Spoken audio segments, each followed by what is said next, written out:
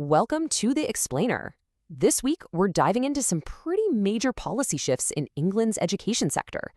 We'll be translating all the complex announcements into the clear, actionable insights you need. Okay, so what's on the docket? We're starting with the government's new line on behavior. Then we'll unpack the brand new RISE improvement program. After that, we'll follow the money with the latest on funding and a big investment in AI tutors. And finally, we'll tackle two huge challenges: a worrying forecast for teacher supply and the ever-deepening crisis in SEND. Right, let's kick things off with the one topic that's had everyone talking this week: a major new government push on school discipline. And it's really a two-pronged attack, focusing on mobile phones and suspensions. So the government has definitely toughened its stance here. We're moving away from leaving it up to schools, which, led to all sorts of different policies. Now there's a clear national line. All schools are being urged to become mobile phone-free environments.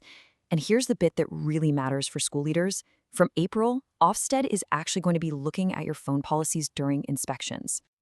And you can really see the thinking behind this in this quote from the Education Secretary. It's all about one thing: consistency. The aim is to create a single national standard that everyone, schools and parents, can get behind, taking away all that previous gray area. But this new focus on behavior isn't just about phones. Oh no, the government is also looking to change its approach to more serious sanctions, specifically when it comes to suspensions. The big idea here is a fundamental shift towards keeping more pupils in school. For any nonviolent misbehavior, the new preference is for what's called internal exclusion. That means the pupil stays on site in a supervised room doing structured work. The goal? To cut down on lost learning time and stop kids from becoming disengaged, which can so often happen with home suspensions. But, as you can imagine, this hasn't landed without a few questions. The Association of School and College Leaders is asking a very practical question: where are the resources for this coming from? And on a more serious note, legal experts are worried this could lead to more use of seclusion rooms, which frankly opens up a whole can of worms around safeguarding. All right, moving on from discipline, let's talk about school improvement. The DFE has launched its new flagship program, a sector-led initiative that's been branded as RISE. So what exactly is RISE? Well, you can think of it as a national matchmaking service for schools. The idea isn't to force one model on everyone, but to act as a central hub, connecting schools to each other so they can share what works and get the support they need. And the way it works is pretty clever, actually. It's got two tracks. First, there's Universal RISE, which is an open invitation for any school to get involved and access support. But alongside that, you have Targeted RISE, which is a much more direct, DFE-led intervention for schools that have been flagged as needing some serious and fast improvement. And they're not wasting any time getting this off the ground. Letters have already been sent out to just over 2,000 schools, specifically those in the bottom quarter for attainment, strongly encouraging them to take a look at the support on offer. And at the very same time, to build up that network of experts, over 3,000 schools have also received letters. These are the schools in the top 25% for their work with disadvantaged pupils, and they've been invited to step up and share what they're doing so well. Okay, let's follow the money.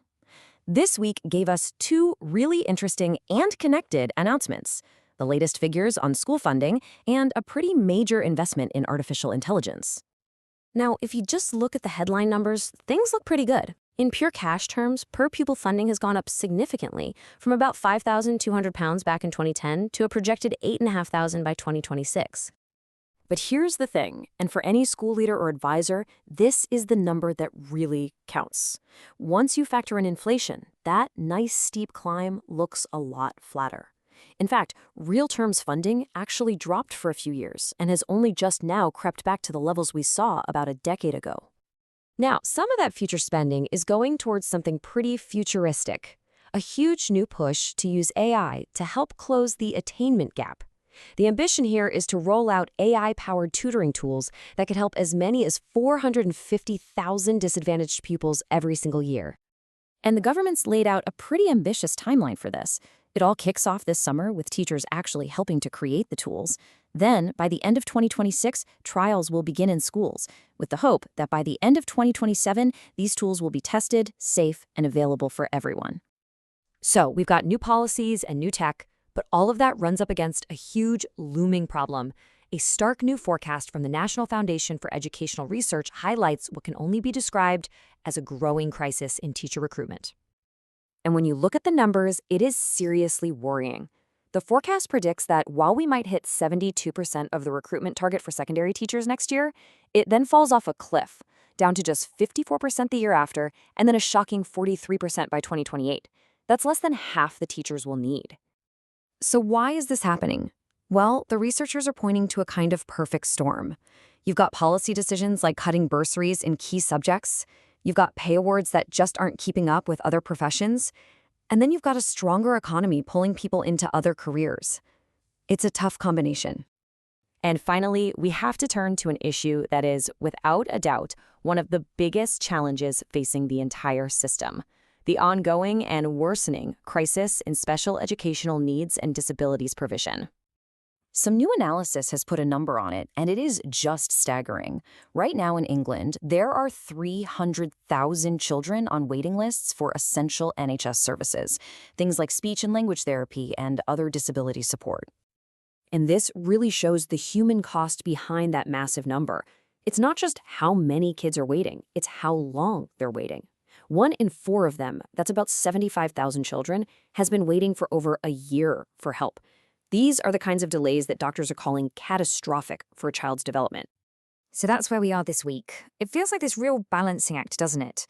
On one hand, we've got these new strategies for today's classrooms, for behaviour and improvement, but they're playing out against this backdrop of enormous long-term crises in staffing and SEND that could completely overwhelm the system of tomorrow. And that, I think, is the critical question we all need to be asking.